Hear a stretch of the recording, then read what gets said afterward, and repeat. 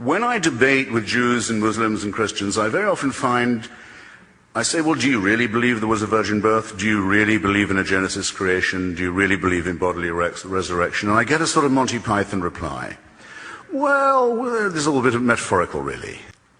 The main thing I want to dispute, you hear it very often said by people of a vague faith, that, well, it may not be the case that religion is metaphysically true.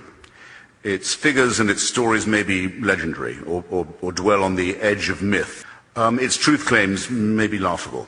We have better explanations for the origins both of our cosmos and our species now, so much better so, in fact, that had they been available to begin with, religion would never have taken root. No one would now go back to the stage when we didn't have any real philosophy. We only had mythology, when we thought we lived on a flat planet, or when we thought that our planet was circulated by the sun instead of the other way around, when we didn't know there were microorganisms as part of creation and that they were more powerful than us and had dominion over us rather than we them, when we were fearful, the infancy of our species. We wouldn't have taken up theism if we'd known now what we did then, but allow for all that. You still have to credit religion with being the source of ethics and morals. Where would we get these from if it weren't for faith? I think if, in the time I've got, I think that's the position I most want to undermine. I don't believe that it's true that religion is moral or ethical. I certainly don't believe, of course, that any of its explanations about the origin of our species or the cosmos or its ultimate destiny are true either. In fact, I think most of these have been conclusively, utterly discredited. But I'll deal with the remaining claim. Is it moral to believe that your sins, yours and mine, ladies and gentlemen, brothers and sisters, can be forgiven by the punishment of another person? Is it ethical to believe that? I would submit that the doctrine of vicarious redemption by human sacrifice is utterly immoral. I might, if I wished, if I knew any of you, you were my friends, or even if I didn't know you, but I just loved the idea of you, I could say, look, you're in debt, I've just made a lot of money out of a God-bashing book. I'll pay your debts for you. Maybe you'll pay me back someday, but for now I can get you out of trouble. I could say, if I really loved someone who'd been sentenced to prison, if I could find a way of saying I'd serve your sentence, I'd try and do it. I could do what Sidney Carton does in A Tale of Two Cities, if you like. I'm very unlikely to do this unless you've been incredibly sweet to me. I'll take your place on the scaffold. But I can't take away your responsibilities. I can't forgive what you did. I can't say you didn't do it. I can't make you washed clean. The name for that in primitive Middle Eastern society was scapegoating. You pile the sins of the tribe on a goat, you drive that goat into the desert to die of thirst and hunger, and you think you've taken away the sins of the tribe. A positively immoral doctrine that abolishes the concept of personal responsibility on which all ethics and all morality must depend. It has a further implication. I'm told that I have to have a share in this human sacrifice, even though it took place long before I was born. I had no say in it happening.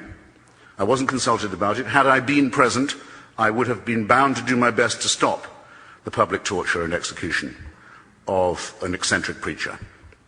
I would do the same even now. No, I'm implicated in it. I myself drove in the nails. I was present at Calvary. It confirms the original filthy sin in which I was conceived and born, the sin of Adam in Genesis. Again, this may sound a mad belief, but it is the Christian belief. Well, it's here that we find something very sinister about monotheism and about religious practice in general. It is incipiently, at least, and I think often explicitly, totalitarian. I have no say in this. I am born under a celestial dictatorship which I could not have had any hand in choosing. I don't put myself under its government. I am told that it can watch me while I sleep. I'm told that it can convict me of, here's the definition of totalitarianism, thought crime. For what I think, I may be convicted and condemned. And that if I commit a right action, it's only to evade this punishment. And if I commit a wrong action, I'm going to be caught up not just with punishment in life, but even after I'm dead. In the Old Testament, gruesome as it is, recommending as it is of genocide, racism, tribalism, slavery, the displacement and destruction of others. Terrible as the Old Testament gods are, they don't promise to punish the dead. There's no talk of torturing you after the earth has closed over the Amalekites. Only till when gentle Jesus, meek and mild, makes his appearance, are those who won't accept the message told they must depart into everlasting fire. Is this morality? Is this ethics? I submit, not only is it not only does it come with the false promise of vicarious redemption, but it is the origin of the totalitarian principle which has been such a burden and shame to our species for so long. I further think that it undermines us in our most essential integrity. It dissolves our obligation to live and witness in truth. Which of us would say that we would believe something because it might cheer us up, or tell our children that something was true because it might dry their eyes?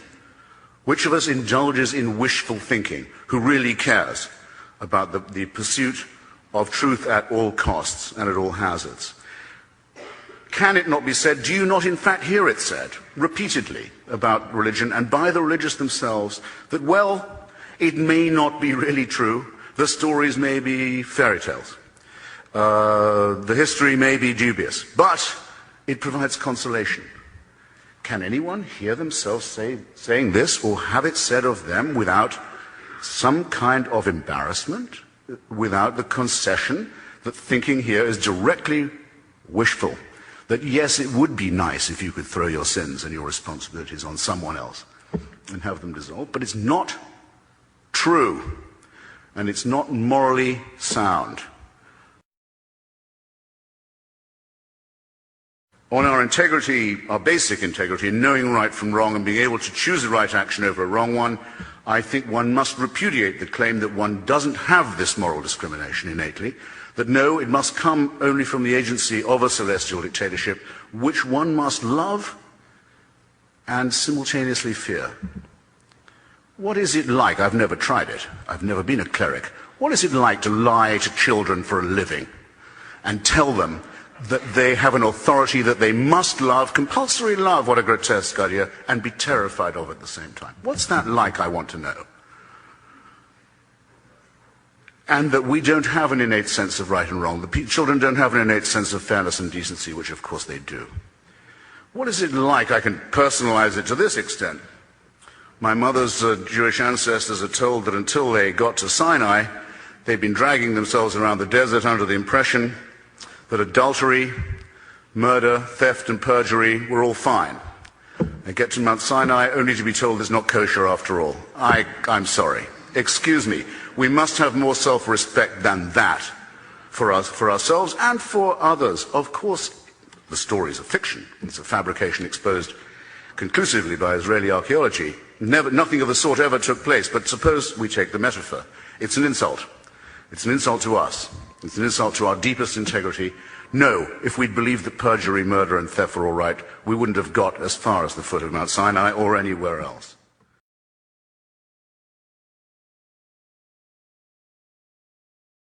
Now we're told what we have to believe. And this is coming now to the question of whether or not science, reason and religion are compatible, or I would rather say reconcilable. The great Stephen Jay Gould, the late great Stephen Jay Gould, said that he believed they were non-overlapping magisteria. You can be both a believer and a person of faith. Sitting in front of me is a very distinguished, extremely distinguished scholar, Francis Collins, helped us to unlock the Human Genome Project, who is himself a believer. Here's why I, a non-scientist, will say that I think it's radically irreconcilable, I'd rather say, than incompatible. I've taken the best advice I can on how long Homo sapiens has been on the planet. Carl Sagan, Richard Dawkins, many others reckon it's not more than 250,000 years, quarter of a million years. It's not less either. I think it's roughly accepted. 100,000 is the lowest I've heard, and actually I was about to say, again, not to sound too Jewish, I'll take 100,000. I only need 100,000. Call it 100.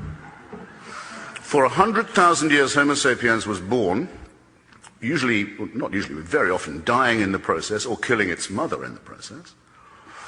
Life expectancy probably not much more than 20, 25 years. Dying probably of the teeth after that, very agonizingly, near to the brain as they are, or of hunger, or of microorganisms that they didn't know existed, or of events such as volcanic or tsunami or earthquake types that would have been wholly terrifying and mysterious, as well as from turf wars over women, land, property, food, other matters. You can fill in, imagine it for yourself, what the first few tens of thousands of years were like. According to the Christian faith, heaven watches this with folded arms for 98,000 years and then decides it's time to intervene. And the best way of doing that would be a human sacrifice in primitive Palestine, where the news would take so long to spread that it still hasn't penetrated very large parts of the world. And that would be our redemption of the human species. Now, I submit to you, ladies and gentlemen, that that is what I've just said, which you must believe to believe the Christian revelation, is not possible to believe, as well as not decent to believe. Why is it not possible? Because a virgin birth is more likely than that. A resurrection is more likely than that. And because if it was true, it would have two further implications. It would have to mean that the designer of this plan was unbelievably lazy and inept, or unbelievably callous and cruel and indifferent and capricious. And that is the case with every argument for design and every argument for revelation and intervention that has ever been made. But it's now conclusively so because of the superior knowledge that we've won for ourselves by an endless struggle to assert our reason, our science, our humanity, our extension of knowledge against the priests, against the rabbis, against the mullahs who've always wanted us to consider ourselves as made from dust or from a clot of blood, according to the Quran, or as the Jews are supposed to pray every morning, at least not female or Gentile. And here's my final point. It appeals both to our meanness, our self-centeredness, and our solipsism, and to our masochism. In other words, it's sadomasochistic. I'll put it like this. You're a clot of blood, you're a piece of mud, you're lucky to be alive. God fashioned you for his convenience, even though you're born in filth and sin. And even though every religion that's ever been is distinguished principally by the idea that we should be disgusted by our own sexuality. Name me a religion that does not play upon that fact. So you're lucky to be here, originally sinful and covered in shame and filth as you are. You're a wretched creature. But take heart. The universe is designed with you in mind. And heaven has a plan for you. Ladies and gentlemen, I close by saying, I can't believe there is a thinking person here who does not realize that our species would begin to grow to something like its full height if it left this childishness behind, if it emancipated itself from this sinister, childish nonsense. Thank you.